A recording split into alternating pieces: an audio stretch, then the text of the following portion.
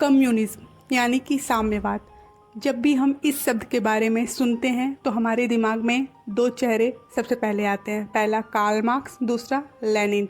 Karl Marx जिसने इस theory को अपनी बुक में सबसे पहले दिया था, और दूसरा लेनिन जिसने 70 साल बाद इस थियोरी को प्रैक्टिकली फॉर्म में इम्प्लीमेंट किया था। तो बेसिकली कम्युनिज्म है क्या? कम्युनिज्म में एक आदर्श सोसाइटी की, यूटोपियन सोसाइटी की एक थियोरी है जिसमें ना ही कोई अमीर होगा, जिसमें ना ही कोई गरीब होगा। और बेसिकली ये एक ऐसी सोसाइटी थी जिसमें हर व्यक्ति अपने योगदान अपने एबिलिटी के अनुसार देगा, अपनी योग्यता के अनुसार देगा, और इन रिटर्न उसको जो आउटपुट मिलेगा वो केवल ज़रूरत के अकॉर्डिंग मिलेगा। दैट्स मीन अगर एक स्ट्रॉन्ग मैन है, मजबूत आदमी है, तो उसकी क्षमता ऑब्वियसली कमज़ोर आदमी से ज़्यादा होगी।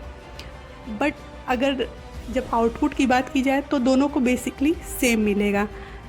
तो ये थी उनकी थियोरी। इसके अलावा भी बहुत सारी चीज़ों से फ्री थी। लाइक इस थियोरी में कोई स्टेट नहीं होगा, कोई मनी नहीं होगी, पर्सनल प्रॉपर्टी नहीं होगी। जैसे कि आजकल हम जब रहते हैं वहाँ हम पहले एक ज़मीन लेते हैं, फिर उस पर घर बनाते हैं। बट इस थियोरी के अकॉर्डिंग कोई पर्सनल प्रॉपर्टी नहीं होगी, यानी ज़मीन होना भी एक पर्सनल प्रॉपर्टी होती है। इस थियोरी के अकॉर्डिंग नहीं होगी, कोई पर्सनल ऑनरशिप नहीं होगा। सो बेसिकली ये था इस थियोरी के अकॉर्डिंग। कोई रेसिज्म नहीं होगा, कोई कास्टिज्म नहीं होगा। रेसिज्म मतलब नस्लवादी, जैसा कि हमें यूएसए में देखने को मिलता है, कलर के आधार पर भेदभाव। जातिवाद जो कि इंडिया में देखने को मिलता है। हमसे अच्छे तरीके से कौन जानता होगा कि जातिवाद के प्रताड़ित लोग कितने रह चुके हैं। सो इन्हीं सब को हटाने के लिए कार्ल मार्क्स ने ये थियोरी दी थी। अगर हम बात करें कि कम्युनिज्म का जन्म कैसे हुआ, तो बेसिकली ये बात है इंडस्ट्रियल रिवॉल्यूशन की। इंडस्ट्रियल रिवॉल्यूशन जो कि 1760 से लेकर 1840 में अपने चरम सीमा पर था।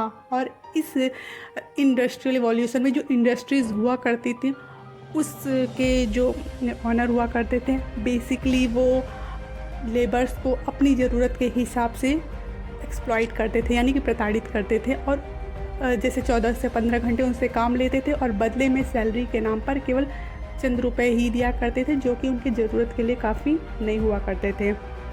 और इसका ये एक विश्वव्यापी समस्या थी। इसका भारत में भी काफ़ी देखने को प्रभाव मिलता था।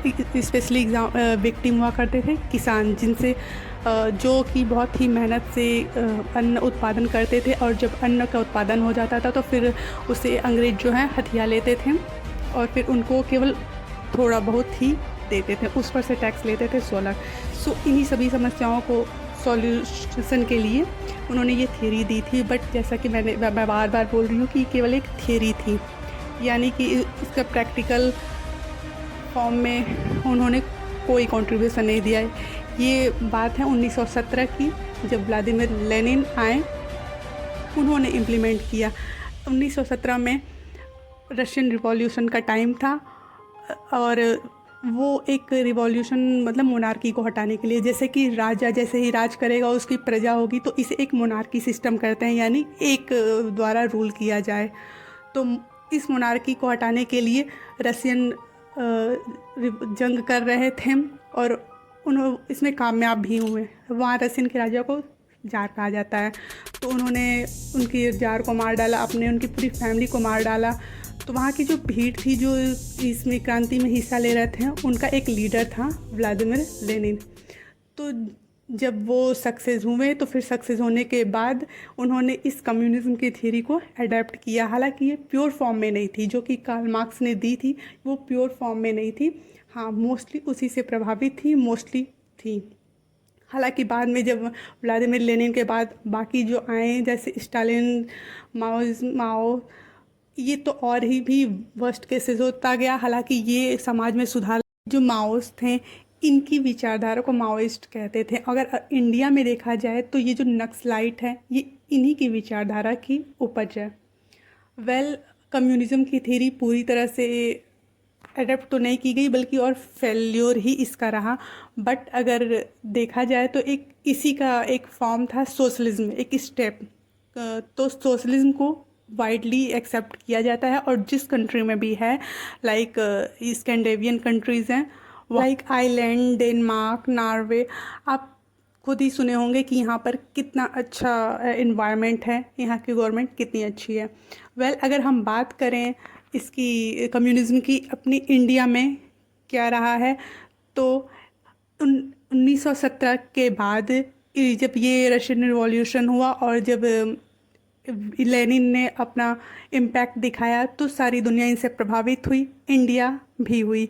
और इंडिया में इसका जो प्रभाव देखने को मिला 1925 में CPI communism party of India का इस्टेब्लिश किया गया। बाद में चलकर ये दो पार्टी में टूट गई, सीपीआई माओइस्ट जो कि माओस की विचारधारा को फॉलो करती थी, and second was Marxist. Maoist जैसा कि मैंने कहा वो जो नक्सलाइट हैं वो इसी की उपज हैं, और अभी इस टाइम पर ये बैन है।